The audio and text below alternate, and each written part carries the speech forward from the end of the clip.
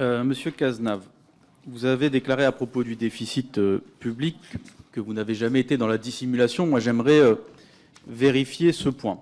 Alors, admettons que 10 jours avant que vous soyez nommé, vous n'ayez pas lu cette fameuse note de juillet 2023. Admettons que vous choisissez d'ignorer les alertes d'octobre 2023. Admettons que le 7 décembre, vous considérez qu'il s'agit d'une simple information et que vous prévenez la Première ministre. Quelle est la valeur que vous accordez à la note de la Direction générale du Trésor du 16 février qui vous dit « le déficit sera de 5,7% en 2024 ».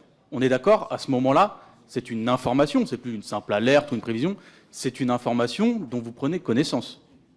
Non. Donc déjà, je voudrais enlever l'idée qu'il y a des alertes en octobre. L'alerte, vous avez raison de le dire, la véritable, elle arrive le 7 décembre. Et vous me dites,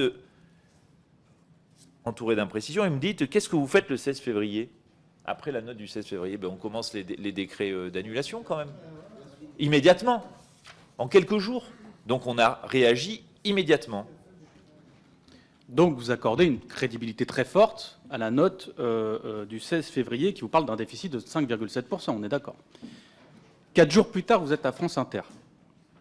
À France Inter, vous êtes relancé 2 fois par les journalistes sur le déficit et sur vos prévisions de déficit à 4,4%. Vous dites, on maintient l'objectif du déficit, c'est-à-dire que vous ne dites pas déjà que vous avez cette information. On est d'accord, hein, vous ne dites pas que vous avez l'information des 5,7% de déficit. Mais en plus, vous affirmez que vous maintenez votre objectif de 4,4% en disant, nous allons faire ce plan dont vous venez de me parler, de 10 milliards d'euros. Monsieur Cazenave, la note du Trésor, elle vous dit qu'il faut faire combien d'économies pour tenir votre objectif de 4,4% de déficit? Je ne peux pas dire, on arrête notre objectif, alors même que nous n'avons pas rebâti collectivement une nouvelle trajectoire. Une nouvelle trajectoire, c'est quoi? C'est qu'est-ce qu'on fait sur les dépenses, qu'est-ce qu'on fait éventuellement sur les recettes. Donc on n'a pas encore, à ce stade, de scénario alternatif, donc d'objectif alternatif. Donc par défaut, c'est le dernier objectif que vous êtes fixé qui demeure. Et d'ailleurs, je dois dire au moment de cette audition que ça dépendra de la croissance et tout ça. Je commence à dire quand même qu'il y a un certain nombre d'incertitudes. Mais formellement, à cette date, nous n'avons pas d'autre objectif de déficit public. Mais justement, moi, ce qui m'intéresse, c'est que vous annoncez 10 milliards pour tenir votre objectif à 4,4. Ça, vous le dites sur France Inter. 10 milliards pour tenir l'objectif à 4,4.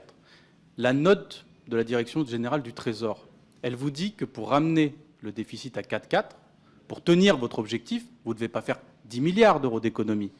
Vous devez en faire 30. Là, il y a dissimulation. Parce que vous ne dites pas publiquement, d'une, que vous avez une information qui rebat quand même les cartes, c'est que le déficit va être beaucoup plus fort que prévu. De deux, vous ne dites pas que pour tenir cet objectif, il faut faire l'équivalent de 3 fois le nombre d'économies que vous annoncez. Là, il y a dissimulation. Et je crois que, à la lumière des éléments qu'on a là, y compris par rapport à ce que vous dites, comment est-ce qu'on peut comprendre qu'il y a dissimulation? Mais peut-être, moi, c'est une explication que je mets dans le débat public. Peut-être qu'il y a des élections européennes dans quelques mois. Et qu'à ce moment-là, vous ne souhaitez pas annoncer aux gens que pour tenir vos objectifs, il faut faire 20 milliards d'euros de plus que ce que vous annoncez sur la première matinale du pays, 4 jours après avoir reçu une note qui vous dit texto qu'il faut faire 30 milliards d'euros d'économies supplémentaires pour tenir vos objectifs. Là, j'aimerais bien vous entendre là-dessus parce qu'il y a un vrai décalage entre, d'une, le fait de ne pas dire ce que vous savez, et d'autres, d'annoncer des chiffres dont vous savez qu'ils ne seront pas tenus. Non, d'abord, excusez-moi, mais on ne définit pas comme ça un objectif déficit public. Une note, et puis après, on va aller sur France Inter, on va dire, vous savez pas quoi, bon, on a une note, on ne va pas le tenir, mais alors, non. On s'inscrit dans un travail gouvernemental, avec des moments, il y a un moment, problème de stabilité. Alors, qu'est-ce que j'aurais pas entendu par ailleurs? Et là, ici, vous auriez dit quoi, en commission des finances? Alors, comme ça, vous annoncez sur France Inter un nouvel objectif de déficit public?